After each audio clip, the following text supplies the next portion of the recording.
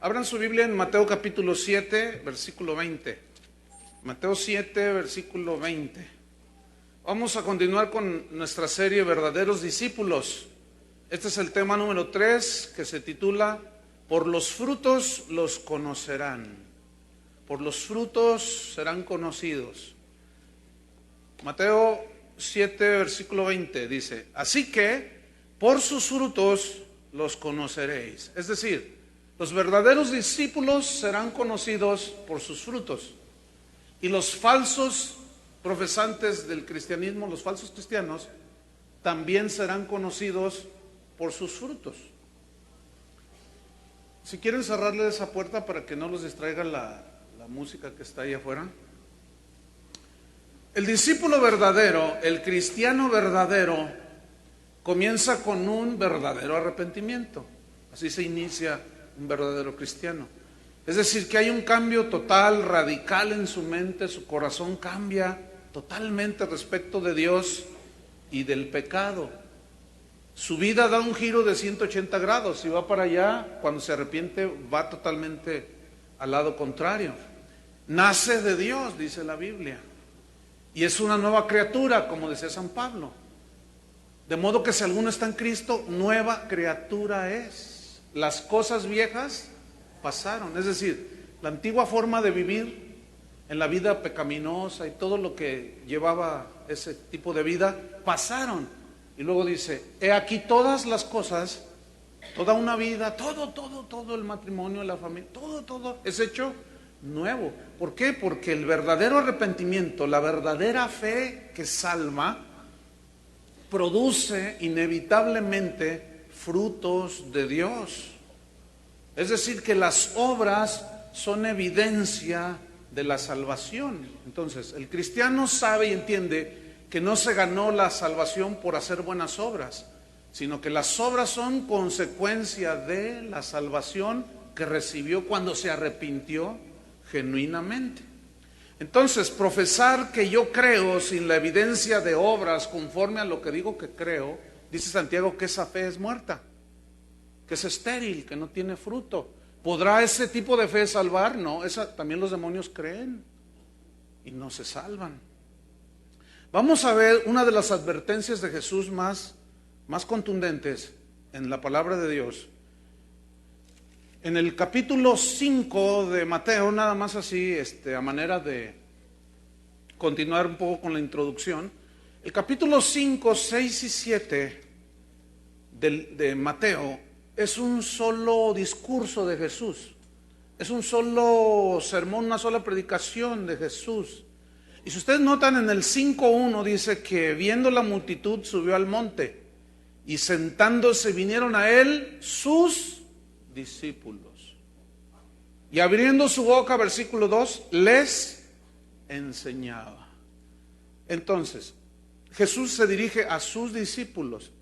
Y aquí en el versículo 13, de 7:13, vamos a tomar un poco en el contexto del versículo que dimos como base para nuestra enseñanza.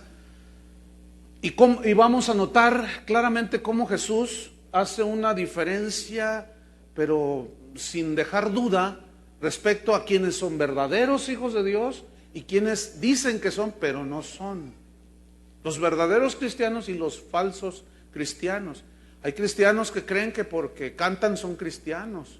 Hay cristianos o gente que se dice cristiana que porque trae un pececito atrás del auto ya son cristianos. A veces ese pez es una piraña. Entonces, no somos cristianos por eso, ¿verdad que no? Entonces, noten lo que dice Jesús en Mateo 7, versículo 13. Les está enseñando a los discípulos, reduciendo un poco el mensaje, dice: si ustedes son discípulos míos verdaderos, entonces fíjense, versículo 13, entrad por la puerta estrecha, porque ancha es la puerta y espacioso el camino que lleva a la perdición, y muchos son los que entran por esa puerta. Fíjense, la frase puerta estrecha es una metáfora que habla de la negación que los verdaderos discípulos tienen de sí mismos. Son aquellos que han entendido que ya no van a hacer lo que les da su gana. Son aquellos que someten su voluntad a Dios. Son aquellos que toman su cruz cada día, se niegan a sí mismos y van en pos de Jesús. Esa puerta estrecha es una metáfora pues de esa vida que ya no te dejas arrastrar por la corriente del mundo, los apetitos de la carne, sino que los refrenas, luchas contra el mundo. Y no es fácil entrar por esa puerta estrecha. Cuando alguien entra a un estadio, a un cine, a un lugar público con un boleto en la mano, no entran todos en montón, ¿verdad que no? Entra uno por uno. Y si ustedes se fijan, la entrada es bien reducida. Hay hasta unos tubos ahí que restringen un poco la entrada, porque nada más se vale entrar de a uno. Pues así es, la entrada es tan estrecha, dice, pero luego hace una antítesis, dice, porque ancha es la puerta, y ahí usa una antítesis, es decir, lo contrario de puerta angosta es puerta ancha. Ahora, esta puerta ancha, dice, esta puerta es ancha y espacioso el camino que lleva a la perdición. Es decir, que la puerta ancha, no, pues ahí son del montón. Ahí entra el montón. Es ese tipo de vida que es caracterizada por un libertinaje donde cada quien hace lo que quiere, aunque vengan a la iglesia. Cada quien hace lo que quiere.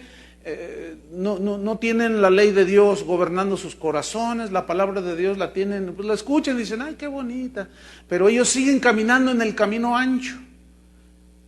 Y ese camino ancho, pues es bien fácil caminarlo, nadie se esfuerza, no hay ningún esfuerzo por caminar. Y muchos cristianos, o gente que se dice cristiana, que está dentro de las iglesias, debo de decirles esto, están caminando por la puerta ancha, han entrado por la puerta ancha, caminan el camino que es ancho, pero debo de decirles cuál es el fin de ese camino que al hombre le parece correcto, pero su fin es camino de muerte. Ese camino ancho lleva ¿a dónde? A la perdición. Y aquí Jesús está haciendo una clara distinción entre los que son verdaderos discípulos y los falsos discípulos. Dice que los verdaderos discípulos van a caminar por el camino angosto. Si usted es de los que dice que es cristiano y se siente muy a gusto como pez en el agua en este mundo, hay duda. Porque un verdadero cristiano se siente totalmente intranquilo en este sentido, totalmente fuera de ambiente, vamos a ponerlo así. Se siente totalmente fuera como un pez que es sacado del agua. No se siente en su ambiente natural. Entonces dice que este camino lleva a la perdición, el camino ancho. Es ese tipo de iglesias que enseñan un camino ancho, donde a la gente le dicen que Dios es amor. Y si es amor, ¿están conscientes de eso? Pero también Pablo decía, mirad la bondad y la severidad de Dios. Entonces también Dios es un Dios que se enoja. Es un Dios de ira. Dice en Hebreos que hay de aquel que cosa tremenda es caer en manos de un Dios vivo. Horrenda cosa, dice. Cuando se va a recibir el juicio de Dios. Entonces Dios es amor y por amor mandó a su Hijo. Pero el que lo rechaza y camina en el camino ancho y hace lo que le da su gana, pues ahí la cosa se pone muy difícil. Ahora viene una frase que a mí me pone muy nervioso en alusión al camino ancho. Que dice que este camino que lleva a la perdición, dice, y muchos son los que entran por ella, o sea, por esa puerta ancha y caminan ese camino ancho. Muchos son. Entonces yo me pregunto, cuando se reúnen en estadios 100,000 supuestos cristianos, supuestamente a alabar a Dios, ¿cuántos realmente están caminando el camino angosto? ¿Cuántos realmente están caminando el evangelio de la cruz, de la negación, de el no se haga mi voluntad sino la tuya? ¿Cuántos? Pues aquí dice que muchos son los que caminan, entran por esa puerta ancha y caminan ese camino espacioso. Versículo 14, porque estrecha es la puerta y angosto el camino que lleva a la vida. Escuche, y pocos son los que la hallan. Pocos. ¿Por qué pocos? Porque no todos están dispuestos a demostrar realmente la fe salvadora, porque no la tienen. Entonces, cuando alguien verdaderamente se arrepiente, hermanos, no le importa caminar, ni entrar por la puerta angosta, ni caminar el camino angosto. No le importa. Que el compadre le dice cosas que lo desheredan, que le dicen acá que se burlan de él, que lo atacan, hasta lo pueden golpear, perseguir y todo, pero no le importa. No le importa. Dice, no, yo sé en quién he creído, dice, como Pablo. Entonces, esa puerta, ese caminar en el camino angosto es la evidencia de ser un verdadero discípulo. Yo me pongo nervioso con esto. ¿Ustedes no? Mire. Quisiera poder enseñarles otro tipo de mensaje, pero sigamos leyendo. Versículo 15. Dice Jesús, guardaos de los falsos profetas. La versión Dios habla hoy dice, cuídense de los mentirosos. Así dice. Es decir, quiero que vayan notando cómo habla de camino ancho, camino angosto. Verdaderos cristianos, falsos cristianos. Aquí hace una alusión Jesús a cuídense, cuidado con los falsos profetas. Es decir, con los falsos ministros de Dios. Porque hay verdaderos ministros de Dios. Ahora, ¿qué es lo que distingue a los falsos de los verdaderos? Fíjate cómo dice aquí, que vienen a vosotros con vestidos de oveja, es decir, por fuera se ponen el traje de oveja, tienen apariencia de piedad, pero niegan su eficacia. Pero por dentro son lobos rapaces. Ahora, tú puedes tener 2 relojes de marca fina. Uno es una copia y el otro es original. Y los tienes allí. Y las copias que hacen el día de hoy son tan exactas que es increíble. Aún los expertos, cuando los miran a simple vista, dicen, es que es difícil distinguirlo.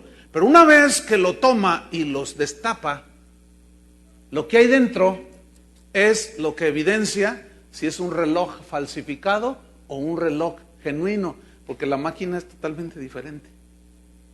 ¿No es cierto, relojero? Aquí hay un relojero. Entonces, así hay muchos cristianos. Por fuera, no, parecen Rolex, pero son Timex.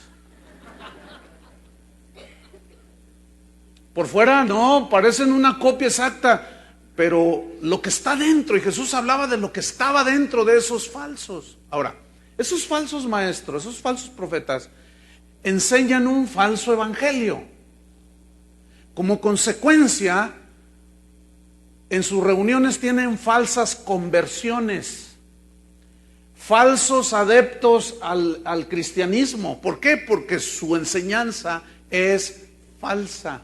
Agarran de la psicología del mundo, agarran de los motivadores de aquí y de allá, puras cosas todo centrado en el hombre, lo maquillan con 2 versículos y dicen, esta palabra me la dio el Señor para ustedes. Entonces les comienzan a enseñar sobre cómo prosperar, cómo ser exitosos en el mundo, cómo escalar puestos en las empresas, y ahí se la pasan toda la vida enseñándole a sus lobitos. Los lobos de arriba alimentando los lobitos de abajo. Sin embargo, pregúntales que si son cristianos y te dicen que sí. Pero cuando el Señor los destape y vea lo que hay adentro, esperemos que cada uno de nosotros sea genuino. Entonces sigue diciendo, versículo 16, por sus frutos los conoceréis. Es decir, las evidencias externas van a hablar de lo que hay internamente. En otras palabras, o al revés. Lo interno, tarde o temprano, se refleja en lo externo. Podemos tener apariencias como el falso reloj, pero un día que se descompone y lo llevas al relojero, oiga, fíjese que se le metió el agua y es un reloj muy fino. ¿Cómo que se le metió? Sí, fíjese ¿Cuánto te costó? Me costó $5,000 este reloj. Ay, a ver, déjeme ver. No, oiga, lo fraudearon. Este es una copia, este no es genuino. Ni siquiera tiene el protector ese contra el agua. Lo falsearon cuando lo abrieron. Entonces Jesús dice, por sus frutos los conoceréis. Y hace una pregunta obvia, fíjense. ¿Acaso se recogen uvas de los espinos? ¿Alguien alguna vez ha cortado un racimo de uvas de un huizache? O que se quede esperando ahí por fe. Va a brotar un racimo de uvas. Es una imposibilidad, no existe eso. Jesús sigue preguntando, ¿o acaso se pueden recoger higos de los abrojos? Esa es una imposibilidad. Entonces dice Jesús en el 17, así, igualmente, Él está poniendo una metáfora, ¿sí? Un ejemplo para ilustrar una verdad profunda. Dice, así todo buen árbol da buenos frutos. Es decir, todo buen árbol da ¿qué? Buenos frutos. Ahora, el fruto hermoso, jugoso, delicioso que da un manzano es evidencia de que el árbol está bueno.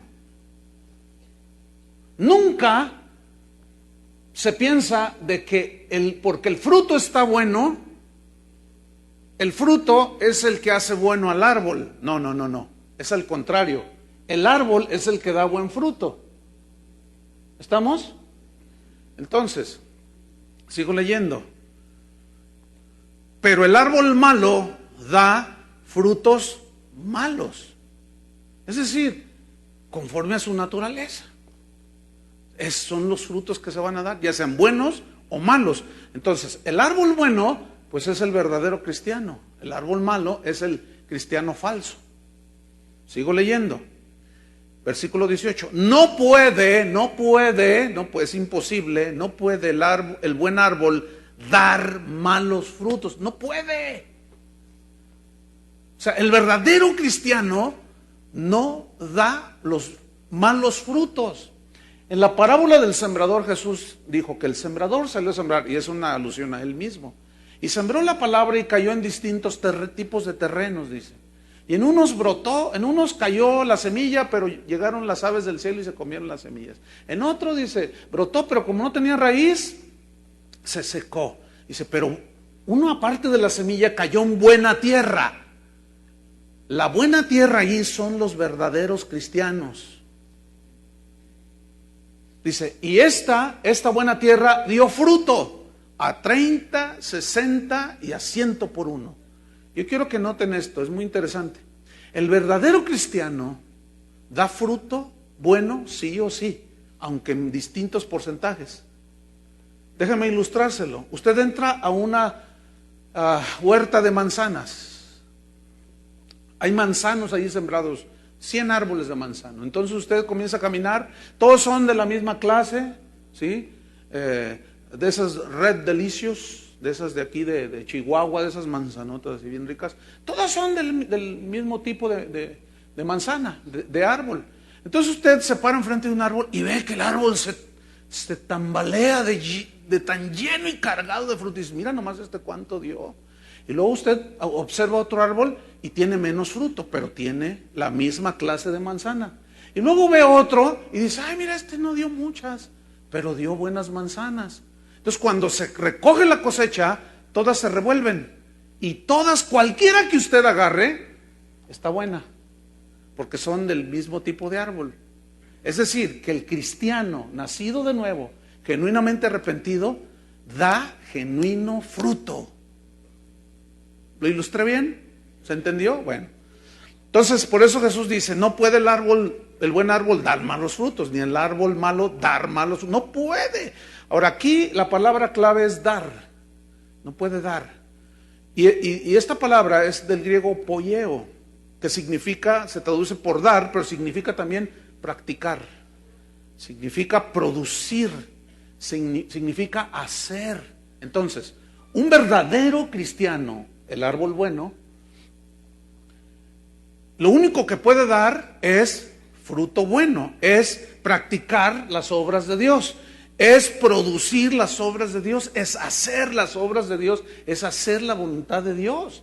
Por lo tanto, el árbol malo no puede dar buen fruto, es decir, no puede, le es imposible practicar las obras de Dios, hacer las obras de Dios, producir, no puede hacer la voluntad de Dios, puede simular durante un tiempo, como Judas, pero tarde o temprano saldrá el traidor que fue.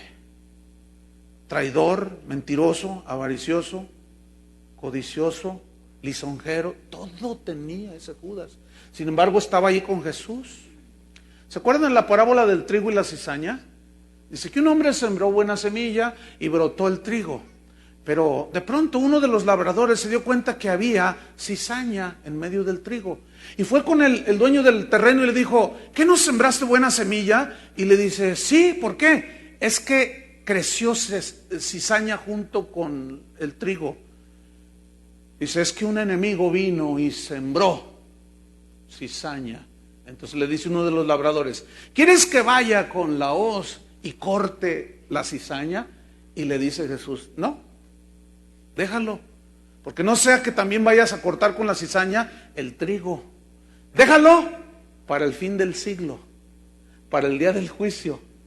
Es decir, que la cizaña está entre el verdadero trigo. La cizaña son, cuando él dio la interpretación, son los hijos del malo, los que estaban dentro mezclándose con los verdaderos, pero que eran falsos.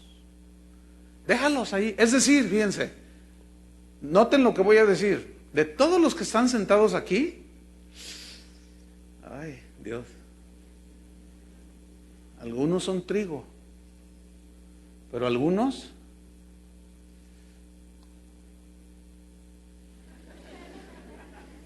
no lo son. Por sus frutos se conocerán.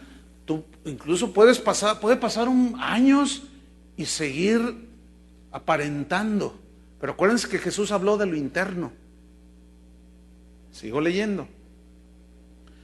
Versículo número 19. Todo árbol que no da buen fruto es cortado y echado en el fuego. La frase echado en el fuego es una metáfora del infierno. Porque lo que no da fruto se corta y se seca y sirve se hace leña y sirve para atizar el fuego. Bien, todo árbol que no da buen fruto. ¿El buen fruto qué es? Hay gente que confunde dar buen fruto con llenar un auditorio. Pregunta, ¿llenar un auditorio en un concierto significa que el cantante está dando buen fruto? Ese no es el fruto. También Juan Luis Miguel llena los estadios. ¿Cuánto fruto tiene? Entonces los cristianos no sabemos discernir y confundimos el dar fruto con un auditorio donde caben 10,000 personas, que tengo la capacidad de convocatoria y junto 100,000 en una campaña. Eso no quiere decir absolutamente nada. El fruto al que se refiere es los frutos de Dios. En Gálatas capítulo 5, no lo busque, Pablo habla de los que son verdaderos hijos de Dios y los que no lo son. Dice, y manifiestas son las obras de la carne, o sea, de la naturaleza caída, de los que viven en pecado, los que no son cristianos, son hijos de Dios. Y esas manifiestas obras son homicidios, hechicerías, pleitos, celos, iras, contiendas, disensiones, homicidios, orgías, y luego dice, y cosas semejantes a estas, acerca de las cuales los amonesto. Los que practican tales cosas no heredarán el reino de Dios. Pero manifiestas también son las obras del Espíritu, o sea, de los que son nacidos de nuevo, que son amor, gozo, paz, paciencia, benignidad, bondad, fe, mansedumbre y frutos de santidad. Y hay mucho ahí en la Biblia cuando habla acerca de los frutos, pero los cristianos hoy confunden éxito en la televisión porque me ven 20,000 millones de personas. Bueno, no hay 20,000 millones, eso es una hipérbole. Entonces digo, ay, mira qué exitoso es ese predicador. Dicen, ¿cuánto fruto está dando? Ese no es el fruto, por el amor de Dios, al que Dios se refiere. Sigo leyendo. Entonces, versículo 20, así que por sus frutos los conoceréis. Por sus frutos se sabrá quiénes son los verdaderos y quiénes son los falsos, aunque algunos hasta aquel día serán descubiertos. Sigo leyendo, versículo 21. Y a continuación vienen unas palabras de Jesús que a mí me ponen a temblar, pero también es una advertencia tremenda de Jesús. Escuche lo que voy a decir. Mire, estos mensajes, los dos anteriores y son de tanta trascendencia para usted, para mí, que de la respuesta que nosotros demos a estos mensajes depende nuestra eternidad. Escúcheme bien eso, depende nuestra eternidad. Esto es más serio de lo que algunos creen que es. Depende su eternidad, hermano. Casi nada, Si usted se pone a pensar en la eternidad, que el Espíritu Santo le dé convicción de pecado y usted se arrepienta genuinamente, porque si no, su destino es el lago de fuego, dice la Biblia, el tormento eterno. Y Dios no quiere que ninguno se pierda, sino que todos procedan al arrepentimiento. Entonces, note lo que dice en el versículo 21 y vamos a notar qué claro es Jesús. No deja ambigüedades, no deja lugar a dudas de que se está refiriendo a los verdaderos discípulos, pero a los que dicen que son y que están metidos dentro de la iglesia, o que se dicen cristianos y no lo son. Leamos, versículo 21. No todo el que me dice, porque si yo les pregunto ahorita, ¿es Jesús tu Señor? Todos me van a decir que sí, ¿o no? Ve, allí ya bajó. Bueno, al menos se están definiendo.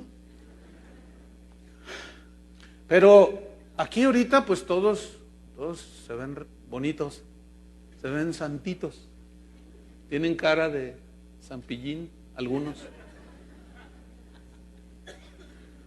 Entonces, note lo que dice, no todo el que me dice, Señor, Señor, y noten el énfasis, Señor, Señor.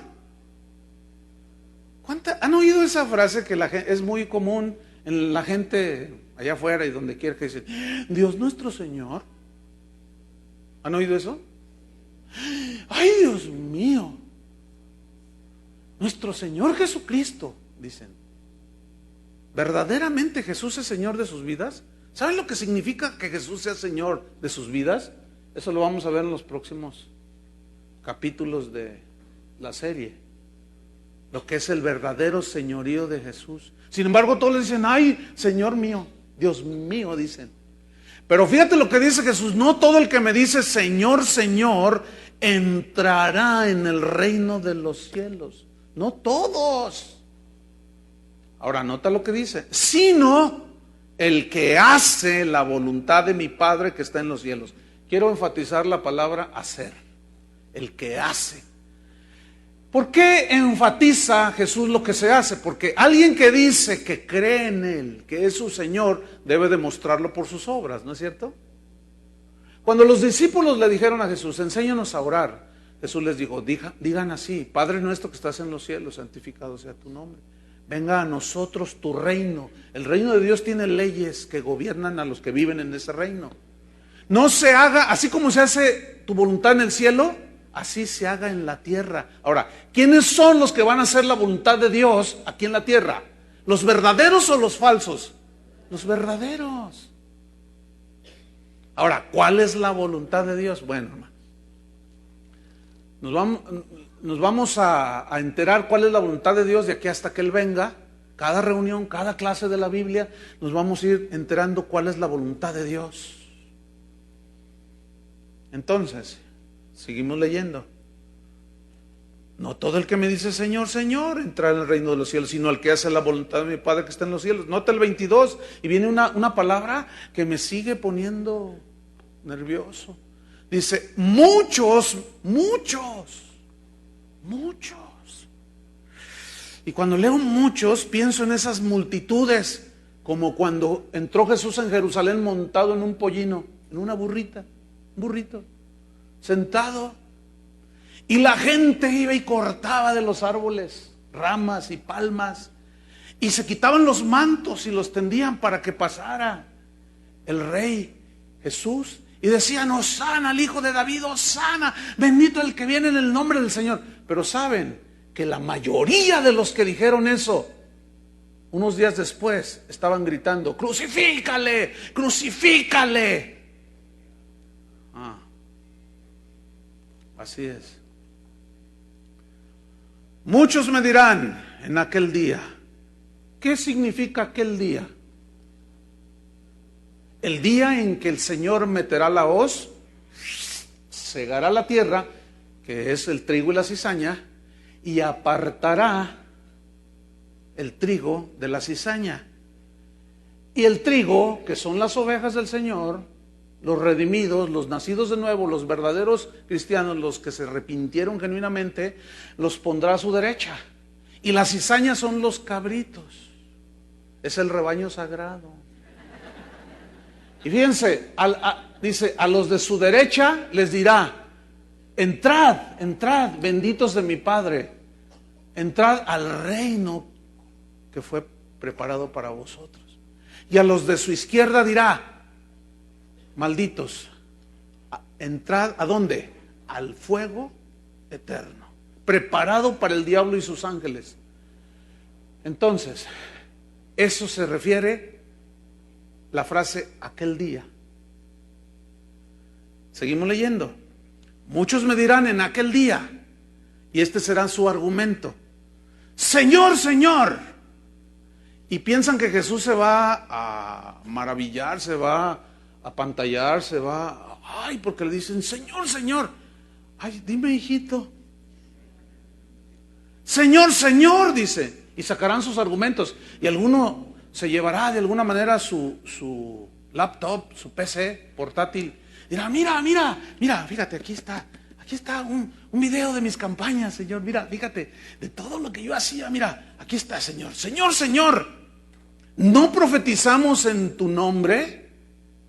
Aquí profetizar no se refiere a la profecía de 1 Corintios, donde dice que se habla a la congregación para exhortación, consolación. No, aquí profetizar, la palabra griega, habla de hablar la palabra de Dios. De predicar, quiere decir allí profetizar en el griego. Ahora bien, ¿qué profetizaron? ¿Qué predicaron estos falsos cristianos? Estos falsos maestros. ¿Qué predicaron? Falsa enseñanza. No predicaron al Cristo de la cruz, al Cristo crucificado. No. Negaron la cruz de Cristo. No se negaron a sí mismos, se negaron a negarse a sí mismos. Y ahora hasta viajaron en cruceros.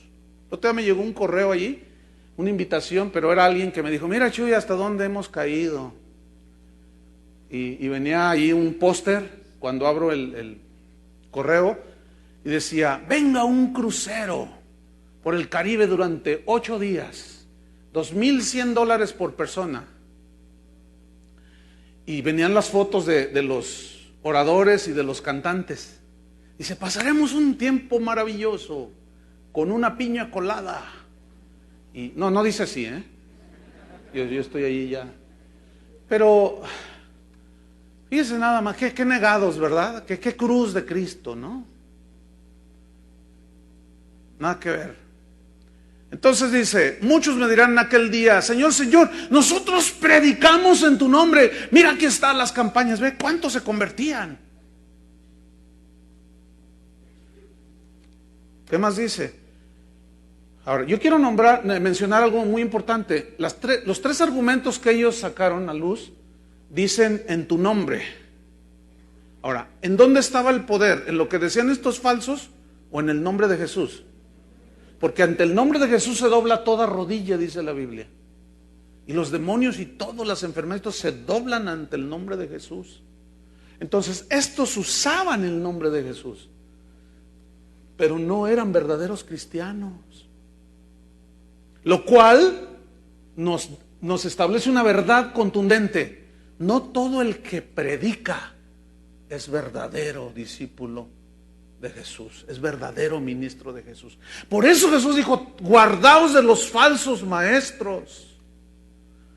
Vean lo que enseñan, ahí ustedes se van a dar cuenta quién es el verdadero, si se predica el verdadero evangelio o el evangelio de la prosperidad y de la superfe y de la autoestima y quién sabe cuántos evangelios andan por allí. Sigue diciendo, y en tu nombre echamos fuera demonios. Mira, Señor, aquí está, ve cómo exorcizamos a ese. Y el Señor ahí mirando la PC, ¿verdad? Wow, qué impresionante. Mira nomás. Demonios salían gritando y chillaban. En mi nombre lo hiciste, en tu nombre lo hicimos, Señor. Ah, ¿y qué más hiciste? Pues mira, y en tu nombre hicimos muchos milagros. Mira, Señor, mira, permíteme. Ahí está, mira, fíjate. Ahí está, play. Ahí está, mira, hasta oro caía del cielo. Mira, ve esa señora cómo está toda dorada. Parece la chica dorada de... Mira, cuánto oro recogieron los hermanos. Ah, cuántos milagros. Sí, mira el testimonio de esta señora. Fíjate, y lloré por ella. Y luego sale una señora, hermanos, yo tenía cáncer, tenía diabetes, tenía colitis, tenía todos los itis. Dice, y aquí el hermano puso sus santas manos sobre mí. Ya ves, Señor, mira. Y yo dije, en el nombre de Jesús, reprendo la enfermedad. Y se sanó. Sigamos leyendo. Entonces les diré, ay, qué bendición. Oh, cómo me honraron. ¿Así les dirá? Yo quiero que ustedes noten lo que está diciendo Jesús. Y entonces les declararé. Ahora, ¿creemos en milagros? Sí. ¿Cuántos creen en milagros? ¿Se acuerdan que Judas aún echó fuera demonios? ¿Sanó enfermos? Y era un falso cristiano. Lo sigue habiendo. Por eso, hermanos, no se dejen apantallar de cualquier milagrero. Ahora, hace un rato nosotros oramos, y en la mañana también, y en la reunión de ayer, por gente que está enferma. Creemos en milagros y los hemos visto. Y cada día no hay día que no haya testimonio de que Dios hizo algo maravilloso. Pero noten, los verdaderos cristianos creen y las señales los siguen. Los falsos cristianos usan el nombre de Jesús, pero fíjense lo que les dijo. Entonces les declararé, significa les daré una sentencia. Nunca os conocí. Aquí el verbo conocer habla de una intimidad. Aquí es netamente espiritual. Es una palabra que también se usa en la Biblia cuando dice que Adán conoció a su mujer. Significa que tuvieron relaciones sexuales íntimas. Y habla entonces de una intimidad que tiene aplicación literal, física, pero también espiritual. Entonces, aquí cuando le dice, nunca los conocí, nunca tuvimos una comunión espiritual. Porque la comunión es con la nueva criatura que nace dentro de ti. Lo que es nacido de la carne, carne es. Lo que es nacido del espíritu, espíritu es. Nunca los conocí. Ahora, pongan una señal allí, porque vamos a volver allí, porque vamos a ir a 2 de Timoteo capítulo 2. Versículo 19. 2 Timoteo 2, 19. Dice así. Pero el fundamento de Dios está firme. Escuchen. Teniendo este sello, esta marca. Conoce el Señor a los que son suyos. Es la misma palabra conocer. Fíjate. A los verdaderos arrepentidos, verdaderos cristianos, el Señor conoce a los que son suyos. Y acá en Mateo les dice, apartados de mí, nunca los conocí. Nunca. Ahora volvamos a Timoteo. Conoce el Señor a los que son suyos, y escuchen, los que son suyos, los que son verdaderos, apártese de iniquidad todo aquel que invoca el nombre de Cristo. ¿Apártese de qué? De iniquidad, de la maldad, del pecado, la mentira, del fraude. Tienes que demostrar que si te estás convertido, hasta la leche se sanó. ¿Se acuerdan del lechero? Pártese de iniquidad. Ahora volvemos a Mateo. Nunca os conocí, apartados de mí, hacedores de iniquidad, hacedores de maldad. ¿Están notando las antítesis ahí? Bueno, malo, malo, bueno, angosto, ancho, puerta ancha, puerta angosta, camino ancho, camino amplio, espacioso. ¿Las están viendo? Verdaderos cristianos, falsos cristianos, iglesias verdaderas, iglesias falsas, falsos maestros, maestros genuinos. ¿Se fijan cómo? Miren, cómo me gustaría que existiera el purgatorio. Para así te podía cobrar $500 porque Chuy García o Chuy Mariscal te dieron un concierto de alabanza para sacarte de ahí del purgatorio. No existe el purgatorio. Ese fue un invento recaudatorio. Bueno, nunca, les declaré, nunca os conocí, apartaos de mí, hacedores de maldad. La palabra maldad, la palabra iniquidad, viene de una palabra griega que se llama anomia. Esta palabra anomia, maldad, significa sin ley. Pero ¿cómo? A ver, explíquenos, pastor, con mucho gusto. Anomia, maldad sin ley, significa que tú hiciste lo que te dio tu gadarena gana. Que tú venías a la iglesia, pero le hacías a loco, le hacías que eras, pero no eras. Son de ese tipo de simpatizantes del evangelio que se sientan cada domingo en las iglesias y dicen, ay, qué bonito, pero es exagerado el pastor. Exagera el pastor, no es para tanto, ni tanto que queme al santo, ni tanto que no le alumbre. Es como a la mujer, ni todo el amor, ni todo el dinero, ¿no? O sea, no, o sea, tibio, pues tibio. Son esos que están sentados los domingos en las iglesias y dicen, bueno, traen unos broncones, están a punto de divorciarse. Entonces ella o él le dicen, vamos a pedir consejo. No podemos, necesitamos un consejo que nos digan qué dice la Biblia, qué dice Dios. A mí, yo no necesito que nadie me diga. Yo no quiero ventilar mis asuntos personales netamente con nadie. Yo puedo solo, sí, cómo no. Tú puedes tanto, ¿verdad? Esos son, o sea, no aceptan un consejo, no reciben la palabra de Dios, siempre la están cuestionando, siempre dicen, sí, pero no es para tanto. No, sí, pero mira, esto sí está bueno, esto sí me gusta, pero esto no. Esos son sin ley, son ley para sí mismos.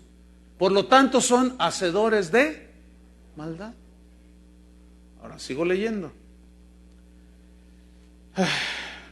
Bueno, hasta allí vamos a quedar. Quiero que vayamos a 1 de Juan rápidamente.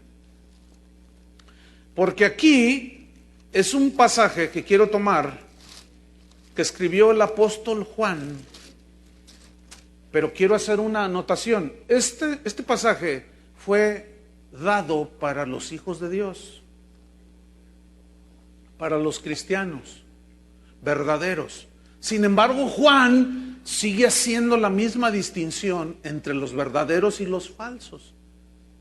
Entonces, estamos notando cómo la Biblia es muy clara. Solo hay buenos y malos. Hay lobos y ovejas. No hay lobo-ovejas. No existe eso de lobo-ovejas, ¿verdad que no? No hay eso de bueno-malo. No existe eso. O eres bueno o eres malo. O eres lobo o eres oveja. No hay. ¿Eres frío o caliente? Entonces, capítulo 3, versículo 1 de 1 de Juan. Dice, mirad, cuál amor nos ha dado el Padre. Oh, qué amor. ¿Cuántos han disfrutado ese amor? Que derraman sus lágrimas de gratitud, como al principio que adorábamos al Señor. Qué tremendo. No hay nada más maravilloso que tus pecados sean perdonados. Imagínate, lo que te llevaba al infierno fue borrado por un genuino arrepentimiento. Eso es una maravilla, hermano.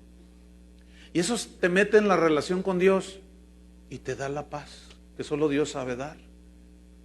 ¿Qué amor nos ha dado el Padre para que seamos llamados hijos de Dios? Por esto el mundo no nos conoce. No hay intimidad entre el verdadero cristiano y el mundo. Por eso dice Santiago, todo el que se hace amigo del mundo es adúltero, dice. Habla de un adulterio espiritual. Juan mismo y Jesús mismo decían, están en este mundo, pero no son del mundo. No améis al mundo ni las cosas que están en el mundo. Ahora, cuando dice mundo, ¿se refiere al globo terráqueo? No, se refiere al tipo de vida que lleva la gente que es anomia, que no tiene ley de Dios en sus vidas, que hacen lo que les da su gana, que nadie los gobierna, son gobierno para ellos mismos, no aceptan la voluntad de Dios. Y la voluntad de Dios es vuestra santificación, que os apartéis del pecado cada día. Entonces dice, por esto el mundo no nos conoce, porque no le conoció a Él. Es decir, un cristiano verdadero, nacido de nuevo, no se siente a gusto en este mundo. Si tú te sientes como pez en el agua en este mundo, algo anda mal dentro de ti. Escuchen bien, es irreconciliable que un verdadero cristiano se congenie con el mundo. Bueno, hoy el mundo está premiando a los cristianos. Háganme favor. Si el mundo premia a los cristianos es porque esos que se dicen cristianos no están predicando, no están, aún con su alabanza, con su música, no están hablando del verdadero evangelio. Están tan diluidos que se parecen al mundo. Y el mundo por eso los premia. Pero según la Biblia, dice que no puede haber conciliación. Es imposible. Jesús lo dijo una y otra vez, si el mundo os aborrece, no les extrañe. A mí me aborrecieron, a ustedes los van a aborrecer. ¿A quiénes? ¿A los verdaderos o a los falsos? A los verdaderos. Porque a los falsos esos se congenian. ¿Por qué? Porque son iguales. Y todo es conforme a su género. Las jirafas se juntan con las jirafas. Los perros con los perros. Los conejos con los conejos. Los jilgueros con los jilgueros. Los elefantes con los elefantes. Escuchen. Los verdaderos cristianos con verdaderos cristianos. Si los mejores amigos que tú tienes son del mundo, algo anda mal. No me vengas con filosofías y justificas. No, pero es nada. Que no es mi mensaje. Es el mensaje de Jesús. Porque si tú te sientes bien con tus mejores amigos del mundo, que hablan de todo, y tú te sientes como pez en el agua, ¿no será que tú eres un elefante como ellos? Metafóricamente hablando. ¿No será que eres una jirafa como las jirafas de tus amigos? ¿No será que, bueno, ahí la dejamos. Iba a decir algo que suena muy fuerte, pero Pedro lo usó. Dice, el cerdo lavado que regresa y vuelve a revolcarse en el cieno, nunca dejó ser un cerdo. Es fuerte, es fuerte. O el perro que vomita y luego va y se come el vómito. ¿De qué habla? De que nunca se convirtieron, nunca fueron genuinos. ¿Sabes que aún cuando Dios le dio a Moisés la ley de los animales limpios e inmundos, ¿qué creen que estaba simbolizando también? Es que Dios muchas cosas las puso así en metáforas, en simbolismos. Y los animales inmundos, ¿a quién crees que simbolizan? A los falsos creyentes en Dios. Pedro utiliza y Pablo utiliza una expresión bien fuerte, dice, los perros. Juan también en el Apocalipsis dice, los perros no entrarán al reino de los cielos. Pero no se refiere a los animales, sino a los inmundos, a los que hacen iniquidad, maldad. Es una metáfora muy fuerte. Sigo leyendo ahí en Juan. Amados, versículo 2. Ahora somos hijos de Dios. ¿Ahora qué? Noten, somos. Y ese ser es acá adentro. Y aún no se ha manifestado lo que hemos de ser. ¿Cuántos luchan con su carne todavía? ¿Todos? Esta es una lucha real. Sigo leyendo. Pero aún no se ha manifestado lo que hemos de ser, pero sabemos que cuando Él se manifieste, esta frase significa cuando Él venga por los suyos, los muertos en Cristo resucitarán primero, los que están vivos seremos transformados, según Pablo en sus cartas. Entonces, cuando Él se manifieste, seremos semejantes a Él. ¿Semejantes a Él en qué? En su constitución física, en su carácter, totalmente transformados. Ahorita la transformación fue interna, hermanos, de un verdadero arrepentimiento, ¿cierto? Bien, pero todavía luchamos con este cuerpo de pecado. ¿Todavía luchan? Con esta mente que de pronto nos arrastra por lugares y cosas feas. ¿Tienen esa lucha? ¿Verdad que sí? Entonces, cuando Él se manifieste, seremos semejantes a Él, totalmente transformados. Qué glorioso va a ser eso. Ahora, sigue diciendo, porque seremos transformados semejantes a Él, porque le veremos tal como Él es. Yo no sé cuál va a ser tu reacción en la eternidad. Lo que yo alcanzo nada más así a pensar es, algún día en la eternidad pues va a haber mucho tiempo. Todo el mundo lo va a querer abrazar así, cara a cara. Yo creo que va a haber todo el tiempo del mundo, ¿no? ¿Qué vas a hacer tú? Yo digo, yo no sé, yo me voy a abrazar a sus pies. Wow, digo, qué tremendo. Y todo ese deseo de estar con Él ya produce algo en el verdadero cristiano, escuchen. Y todo aquel que tiene esta esperanza en Él, ¿de qué? ¿Cuál es la esperanza? De ser semejantes a Él, de verlo a Él tal como Él es. Algunos dicen que son, pero viven como si Él nunca fuera a venir. Entonces, en realidad, algunos están orando, no vengas todavía, Señor. No vengas porque me agarras en la movida. Espérate tantito, Señor. Y están ahí jugueteando al cristiano, ¿verdad? Dice, pero todo aquel que tiene esta esperanza en Él se purifica a sí mismo, así como Él es puro.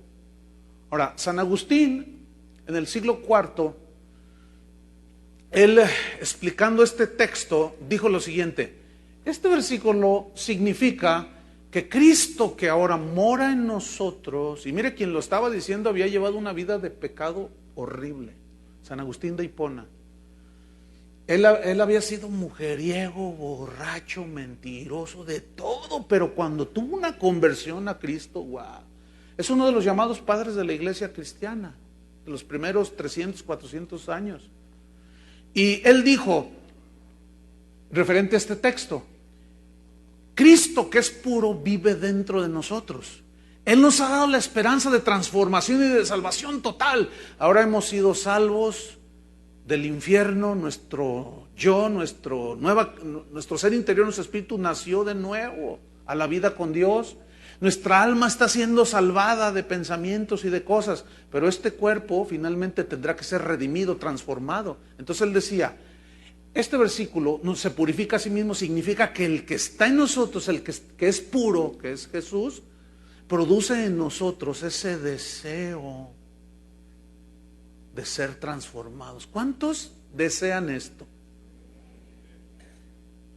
Por eso es que no podemos estar en paz con este mundo. Por eso el verdadero cristiano que vive el verdadero cristianismo es bien obvio allá afuera. ¿Por qué? Porque su vida, como la de Noé, está pregonando y les está diciendo que están mal, que están viviendo mal, porque te ven que tú vives diferente. Y el que tiene esta esperanza y se purifica a sí mismo porque Él es puro. Es decir, la pureza de Jesús que vive en ti te está purificando día con día. Versículo número 4. Todo aquel que comete pecado infringe también la ley, pues el pecado es infracción de la ley. Esta frase, todo aquel que comete pecado, significa todo aquel que permanece, que está continuamente en pecado. Y está aquí refiriéndose a los no convertidos, a los no arrepentidos, versículo 5. Y sabéis que Él apareció para quitar nuestros pecados. Aquí quitar es borrar totalmente. Y no hay pecado en Él. Fíjese el versículo 6. todo aquel que permanece en Él no peca. Todo aquel que peca no le ha visto ni le ha conocido. Pregunta, ¿los cristianos genuinos todavía pecan? Díganlo fuerte, ¿sí o no? Sí. Si nosotros leemos este versículo y nos quedamos ahí, nos vamos a traumar. Porque vamos a decir, entonces no soy cristiano. Porque aquí dice que el que permanece en Cristo no peca. Lo que pasa es esto. Hay ciertos principios para interpretar la Biblia. Uno de ellos dice que para entender un pasaje tenemos que leer el contexto, lo que viene atrás y lo que viene después del versículo. Porque eso nos va a ayudar a aclarar lo que está diciendo. Si nosotros nos quedamos ahí fuera del contexto.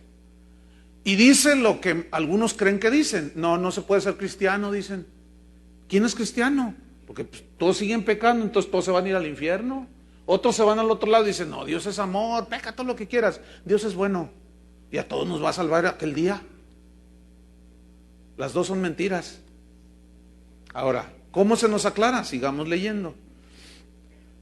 Dice, todo aquel que permanece en Él no peca. Todo aquel que peca no le ha visto ni le ha conocido. Aquí la palabra clave es todo aquel que permanece en Él. Y aquí la palabra permanecer es una palabra griega, meno, que significa vivir permanentemente, como los que tienen casa propia. Tú vives ahí vives ahí, vives continuo. Esa es tu casa, ahí vives día tras día. Cuando ya estás a punto de morir, se las dejas a tus hijos. Viviste toda tu vida ahí. Permaneciste ahí en tu casa. Entonces, ¿qué dice aquí? Todo aquel que permanece, que vive en Él constantemente, por toda la vida, que camina el camino angosto, no peca, dice. Y todo aquel que peca, o sea, que vive en el pecado continuamente, no le ha visto ni le ha conocido. Ahora, yo les pregunté hace un momento, los cristianos que estamos verdaderamente arrepentidos, o que decimos, o que dicen, ¿seguimos pecando los cristianos verdaderos? Sí, fíjate, Primera de Juan, capítulo 1, versículo 9, te lo está diciendo ahí. Si confesamos nuestros pecados, Él es fiel y justo para perdonar nuestros pecados y limpiarnos de toda maldad. Si confesamos, o sea, seguimos pecando. Capítulo 2, versículo 1. Hijitos míos, estas cosas os escribo para que no pequéis. Y si alguno hubiere pecado, abogado tenemos para con el Padre, Jesucristo el justo. En este versículo la palabra clave es hubiere pecado. Esa palabra habla de una eventualidad. Eventualmente un genuino arrepentido pecará. ¿Por qué? Porque estamos en esta naturaleza, en este cuerpo de pecado. Pero ya no permanecemos en el pecado. Miren, hace rato que estábamos en la alabanza, aquí el hermano, se me fue tu nombre, discúlpame. Alejandro, es un tremendo guitarrista, muy buen guitarrista. Casi nunca se equivoca, porque es muy bueno, pero hoy dio un guitarrazo. ¿Te diste cuenta o no? Entonces estábamos con los ojos cerrados, estábamos adorando al Señor y dio otro acorde distinto, se oyó por allá. Entonces el otro ingeniero allí que está conmigo, dijimos, ay, fue la guitarra, ¿verdad? Y luego dice el otro, dice, qué raro, dice él, casi nunca se equivoca. Eventualmente da guitarrazos, pero la mayoría de las veces, casi siempre toca bien, fíjense. Así es el verdadero cristiano, camina con Dios, ama a su esposa, a sus hijos, camina y de repente ¡zas! ¿Se acuerdan de Pedro?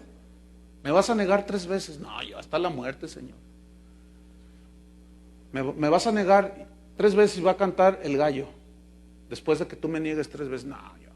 Y de pronto prenden a Jesús, Pedro se acerca y dice, ¿tú andabas con ellos? No, ni lo conozco, Jesús ese, no, ni sé quién es. No, te vimos con él. No, yo fui allí porque mi mamá me llevó a fuerza. Tú andabas con él, tu misma manera de hablar te delata. No, que no. Y empezó a maldecir, dice. Y en ese momento a Jesús lo iban golpeando, lo estaban golpeando.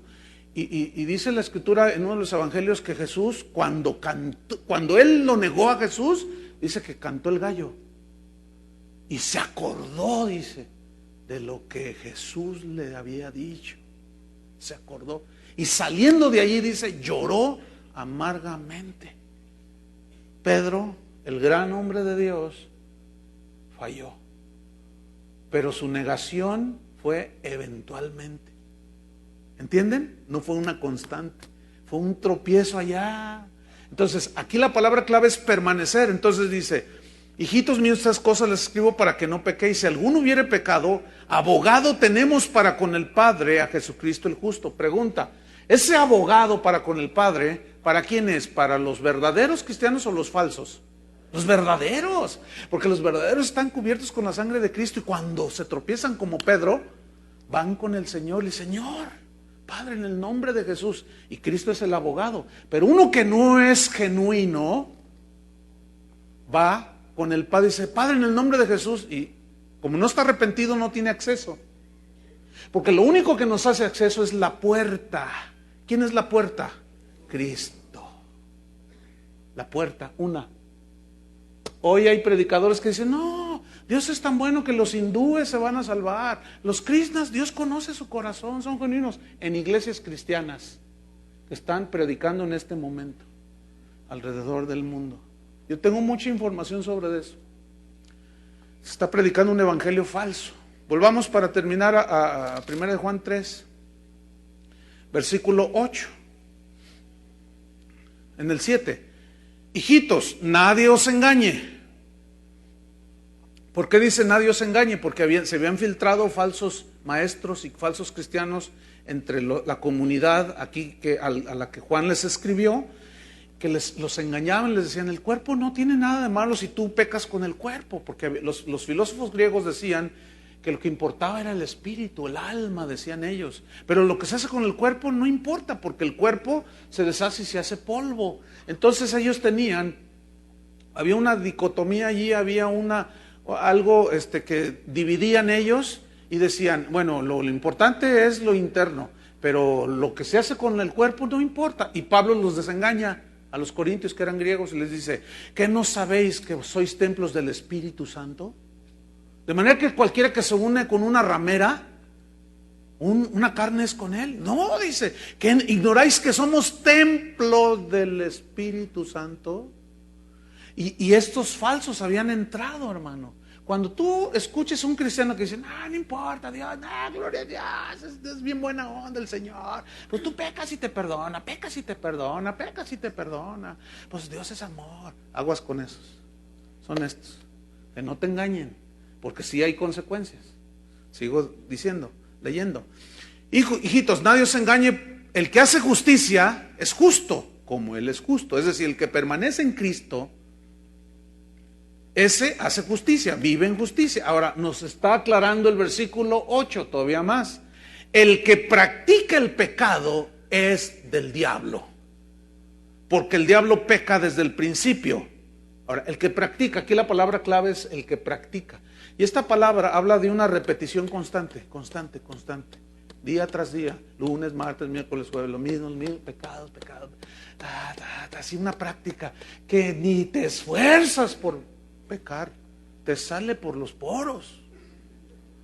O sea, y luego tu esposa, que es cristiana verdadera, te dice, ay, mi amor, es que es que a ver, ¿quién puede? Te aseguro que hasta el pastor hace de las suyas. Y lo embarran a uno, y embarran a Chuy, y embarran al otro, y lo hacen igual que ellos, y todo el mundo, ¿a poco crees que? No? Y siempre se está justificando el que practica el pecado. Miren, cuando yo estaba joven,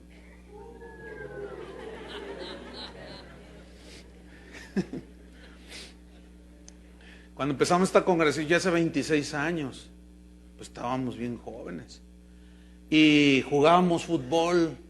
Carlos, Toño, Chuy García. No, Chuy García era una gacela, era buenísimo para jugar. Tremendo ese Chuy. Y armábamos equipos. y hacíamos torneos entre las iglesias aquí. Y bueno, éramos buenillos. Así digo, humildemente, ¿no? Y ganábamos los campeonatos. Y bueno, pues yo metía golecillos y mi hermano era bueno para driblar a los adversarios y jugábamos. Y miren, ahorita, hermanos, la pelota yo nada más la sigo con la vista. Así. Yo ahorita ya no puedo yo tirar con chanfle y meterle efecto. Ya no. Pero pregúntenle al Jimmy los golazos que le metía. Un día le metí uno de media cancha. Pregúntenle al Jimmy, el que vende los discos. Y que dije, y se metió y todos, el pastor, ra, ra, ra. Ay, hermanos, pero pónganme ahorita un balón de fútbol. Ya no sé ni cómo tirar un penalti. No sé si se le pega con la rodilla o con la mano. ¿Se acuerdan de un jugador de las Chivas, Chava Reyes, que le hicieron un homenaje? Y el triunfalista del dueño dijo, que tire los penaltis, él que tire un penalti. Entonces se la pensó el viejito dijo, entonces los otros jugadores le decían, no, tienes que practicar. Dice, bueno, pues es que ese fue el mejor goleador de las Chivas. ¿Cuántos dicen amén? Ese, ahorita, para que tire un penalti, está en chino, ¿eh? ¿Saben por qué? Por una simple y sencilla razón, ya no practica. Ya no practica. Bueno, aquí está. El que practica el pecado es del diablo. ¿Tú practicas el pecado? ¿Por qué? Porque dejaste de hacerlo. ¿Pero todavía pecamos? Pero si confesamos nuestros pecados, Él es fiel y justo para perdonarnos. Pero ya no practicamos el pecado, ya no permanecemos en el pecado. ¿Me están siguiendo? Para esto apareció el Hijo de Dios, para deshacer las obras del diablo. ¿Qué significa esa frase? Significa deshacer las consecuencias y la ligadura que teníamos con el pecado, que nos hacía esclavos del pecado. Para esto vino Jesús, para romper las ligaduras y no ser más esclavos del pecado. Fíjate el versículo 9. Todo aquel que es nacido de Dios no practica el pecado. ¿Se les aclaró? Porque la simiente de Dios permanece en él. Otra vez ahí, vive en él. Y no puede pecar. La frase no puede pecar significa y no puede practicar ya el pecado. Ya no puede practicar. Porque la simiente de él permanece en él. Porque es nacido de Dios. Y en esto se manifiestan los hijos de Dios y los hijos del diablo. Todo aquel que no hace justicia y que no ama a su hermano, no es de Dios. Fíjense. Otra vez.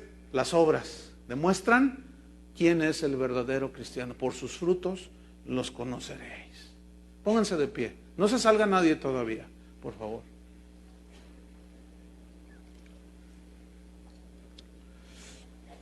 Abra su Biblia en el Salmo 51. David escribió este salmo. Los verdaderos hijos de Dios, hermanos, no somos infalibles. Seguimos fallando, ¿verdad que sí? Seguimos pecando, pero ya no practicamos el pecado. Pero los que no son verdaderos hijos de Dios siempre se están justificando. Le echan la culpa a la esposa, al esposo, a la suegra, al clima, al gobierno. Ellos nunca reconocen sus pecados, sus errores. Siempre los están echando en las espaldas de otros. Hubo un rey llamado Saúl. Este rey, Dios le dijo, ve y borra del mapa a los amalecitas. Los amalecitas eran un acérrimo rival de Israel. Un pueblo malo, idólatras, pervertidos, de todo. Y le dijo Dios a Saúl, que era el rey de Israel, bórralos del mapa. No agarres nada, ni oro, nada de ellos. Todo lo vas a quemar, lo vas a desaparecer. En otras palabras, metafóricamente hablando, no quiero que quede nada de maldad. No quiero que quede nada de maldad. Todo lo vas a destruir. Entonces se va Saúl con todo el ejército y los vencen. Pero Saúl le perdona la vida al rey de los amalecitas. Y luego dice, ay, estas piezas de oro, no, mira nomás qué calidad. Mira este vidrio cortado, es vidrio checoslovaco. No, ¿cómo vamos a destruir esto? Mira nada más qué vacas tan gordas. Mira estas ovejas, qué lindas. Hay que guardarlas para ofrecerlas en holocausto al Señor. Y el pueblo, sí. Entonces está el profeta Samuel y Dios le habla y dice, ve dile a aquel que me ha desobedecido y lo voy a quitar de ahí. Entonces llega Samuel y le dice, oye, Saúl. Y dice, Samuel. Y le hace reverencia, Señor mío. El típico, ¿no? Dice, he obedecido la palabra de Jehová. He completado lo que él me dijo. He obedecido su mandato. Y Samuel le dice, mentiroso, le dice. Es mejor obedecer que los sacrificios. Y el prestar atención que los sacrificios y la grosura de los carneros que le puedas ofrecer a Dios. Y de repente se oye por ahí, pero ¿qué hice yo? Le perdonaste la vida a ese rey. ¿No te dijo Dios que terminaras, que era el símbolo del mal? ¿No te dijo Dios que lo borraras? Sí, pero es que... Y de repente se oye allá, a lo lejos, los balidos de las ovejas y del ganado. ¿Qué es ese balido que escucho? Dice, pues es el ganado que perdonamos porque pues se lo vamos a ofrecer a Dios. Dice, no, Saúl, le dice, por cuanto desobedeciste, Dios te desecha del reinado, le dice. Dice, tráeme ese rey. Y dice que le trajeron al rey que Saúl había perdonado. Agarró un sable, una espada. ¿Saben qué hizo?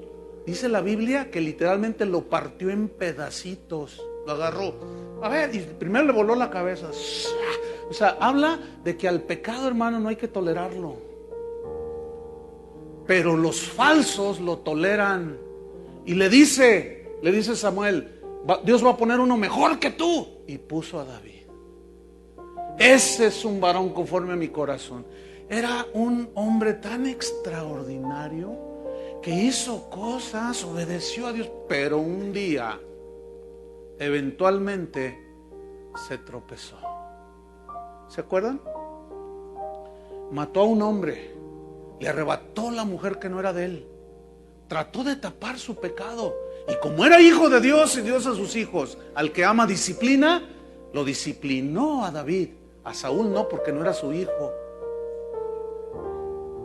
Y le mandó un profeta, Natán, y le dijo, ve y dile esto. Y por medio de una parábola, había un hombre rico que le llegaron huéspedes y en lugar de ofrecerle uno de su ganado que tenía tanto, fue con el vecino y le quitó, nomás tenía una ovejita y se la quitó y se los ofreció. Entonces David salta de celo y de enojo porque era un hombre justo, pero había pecado. Y dijo, el que hizo tal, que muera. Dice, pues eres tú, le dice. Entonces David, en ese momento, no le dijo, ¿y tú quién eres para juzgar? Yo soy el rey. No es de esos payasos que todo justifican, de esos que le ponen bozal a sus ovejas para que no hablen del ungido de Jehová. ¿Qué hizo el verdadero rey de Israel, David? ¿Qué hizo? Salmo 51. Vean, leámoslo. Ten piedad de mí, oh Dios, conforme a tu misericordia. Conforme a la multitud de tus piedades, borra mis, escuchen, rebeliones.